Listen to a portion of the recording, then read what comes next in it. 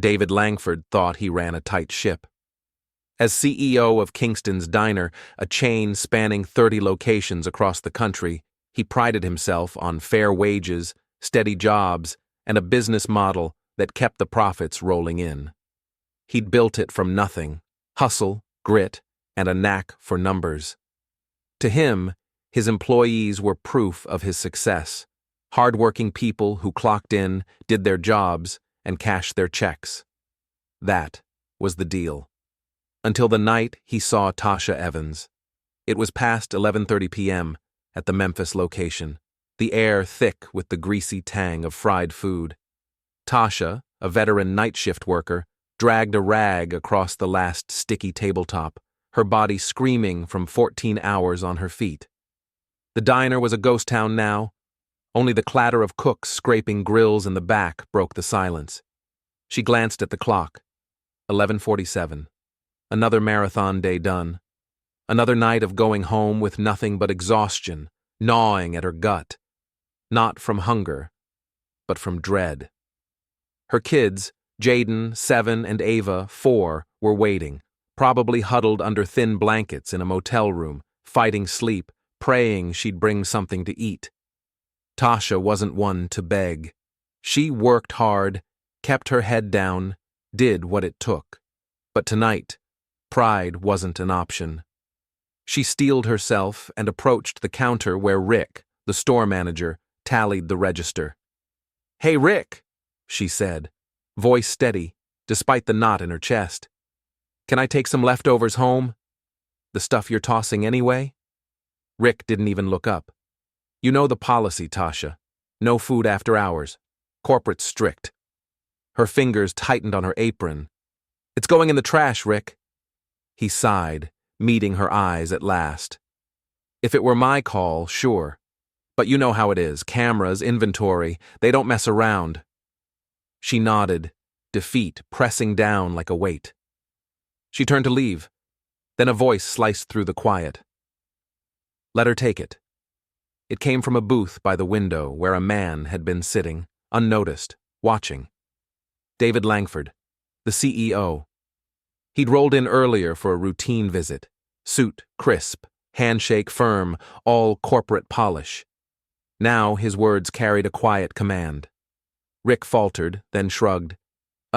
Sure. Go ahead, Tasha." Her throat closed up as she whispered, "Thank you." She stuffed a plastic bag with scraps, fries, chicken tenders, a few rolls. It wasn't much, but it was survival. As she stepped into the Memphis night, bag swinging in her hand, she felt David's eyes on her. She didn't know it yet, but he wasn't done with her. The streets were dead, the neon buzz of Kingston's Diner fading behind her. With $6.73 in her account, a bus ride was out. Walking it was, 3 miles, 38 minutes if she pushed it. She knew every flickering streetlight, every crack in the pavement. Past the convenience store, Mr. Patel locking up. Past the teens laughing too loud on the corner. Her mind churned, rent overdue, Ava's daycare fees stacking up, Jaden's shoes worn through. The bag of leftovers was all she had tonight. What she didn't see was the black SUV trailing her, headlights dimmed, rolling slow. David Langford gripped the wheel, jaw tight. He hadn't planned this. But something about her, asking for food, not desperate, just bone-tired, stuck in his craw. He'd built an empire. If his people were this beat down, what the hell was he doing wrong? Tasha veered into an alley, cutting time. David almost lost her, then turned, his tires crunching over broken asphalt. This wasn't his world. $1-million homes, private jets, investments that minted cash while he slept. Employees were data points, salaries, hours, costs. Now, one had a name, a face, a plastic bag of scraps she clutched like treasure. She disappeared around a corner into a motel lot, run down, flickering vacancy sign, paint peeling off the doors. David parked across the street, watching. Then the door of room 104 flew open, and 2 kids bolted out, barefoot, wild with joy. "Mommy!" Ava squealed. Tasha dropped to her knees, wrapping them in her arms, exhaustion melting into a smile. "Slow down, baby," she laughed softly. Jaden peeked into the bag, eyes lighting up. "Chicken tenders," Ava bounced. "Can we have a picnic on the bed?" David's chest caved. This wasn't a bad night. This was their life. He'd signed her checks, approved her wages. Fair, he'd thought. But fair didn't put a roof over her head or food in her kids' mouths beyond diner scraps. He killed the engine and stepped out, dress shoes absurd against the oil-stained lot. The air reeked of damp concrete and stale smoke. A couple bickered nearby. A bony cat skittered past. He crossed to room 104 and knocked. Silence. The door cracked open, Tasha's eyes wary. "Mr. Langford?" She peeked past him, tense, like he'd brought trouble. "I'm not here for work," he said, hands up. She stepped outside, shutting the door. "Did I do something?" Her voice was low, guarded. "No," David said. "I saw you walking. I didn't know—" He faltered. Didn't know what? That his fair pay left her here? Tasha sighed. "I shouldn't have taken the food. My kids—" She stopped, rubbing her temple. "I'm not here to bust you," David cut in. "I needed to see this." She frowned. "See what?" "How one of my best workers lives." A dry laugh escaped her. "Well, now you know." She turned to go, but he stopped her. "Tasha, wait." She paused, hand on the knob. Inside, her kids giggled. Muffled, happy sounds that hit him like a punch. "I didn't come to judge," he said. "I came to understand." Her voice flattened. "There's nothing to understand. I work. I get paid. It's not enough." David shook his head. "It should be—" She laughed again, bitter. "But it isn't." He pressed. "How long have you been here?" A pause. 3 months. His stomach dropped. "Before that?" She met his gaze, unflinching. "A car."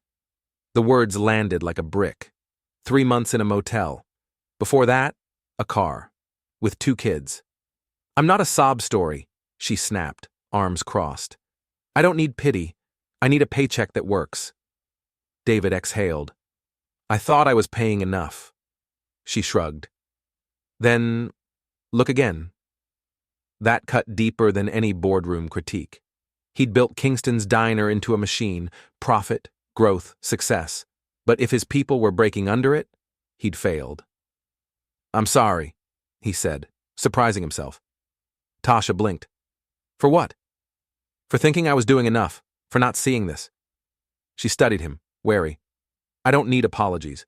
I need change." David nodded, voice firming. "Then let's change it." She frowned. "What?" "The system's broken. I set the wages. I run this company. If you can't pay rent, that's on me." She hesitated. "How do I know you'll follow through?" "Because tomorrow," he said, "I'm calling a meeting. Wages go up. Childcare assistance starts. This gets fixed, starting with you." Tasha stiffened. "I don't take handouts." "This isn't a handout," he shot back. "It's what you should have had all along." She searched his face for a lie, a catch. It wasn't there. "I don't know what to say," she admitted. "Don't say anything," David replied. "Just show up tomorrow knowing it's different." He turned to go, then glanced back. Ava's tiny face peeked from the window, eyes wide, hopeful. That look, it wasn't just trust. It was a demand, and David swore he wouldn't let her down. The next day, Kingston's corporate office erupted. David steamrolled his execs with a wage hike, childcare programs, food security, effective immediately. Board members balked. "Profits will tank. Investors will bolt." He didn't flinch. What good was profit if his people couldn't eat? For Tasha, that week's paycheck was the first in years that didn't force a choice between rent and groceries. She showed up, same as always, but everything had changed. One night, one knock, one look at a life he'd never seen. That's all it took to unravel David's world and rebuild it better. So ask yourself, are you doing enough for the people holding yours up?